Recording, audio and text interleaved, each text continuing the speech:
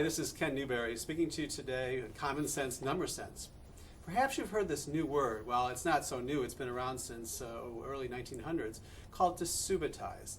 Subitize comes from Latin, which means to instantly know, and it has a lot to do with one's ability to do well in mathematics. Well, subitize is simply a matter of looking at objects and saying, can you determine quickly, instantly, without even thinking, how many are in that set? So for example, in this card, which is from level 2 in the math program in Ken's Math, it shows 4 dots. Now, if you're like most typical adults, you look at that, you didn't think, oh my gosh, there's 1, 2, 3, 4. You said, oh my goodness, there's 4 there. You didn't even think about it. Well, that's one of the skills that we want students to be able to develop without actually thinking. The interesting thing is when you push the limits. So for example, that's 4, and now I'm going to show you another card that's a little bit harder. This is 5. It turns out that 5 is one of the very difficult challenges for human beings to be able to do instantly.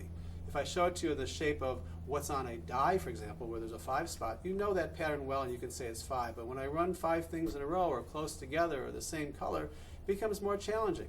This is indeed 5. Now here comes the magic. Because when this becomes this, you now can do something that goes beyond normal subitizing to something where you're combining numbers. This is subitizing the 4 and 1 more, and before you know it, just like that, you know that this is 5. And what does that mean? You now also know that 4 and 1 more makes 5. So you're doing addition problems, you're not even thinking about it. Subitizing is a fundamental skill that predicts a student's ability to do math in later grades. It's something that we in early grades need to focus in on and to develop skills. We hope that you've enjoyed this message. Hope you have a chance to look at Ken's Math as another tool in your kit bag to be able to develop number sense in a common sense way. Thank you.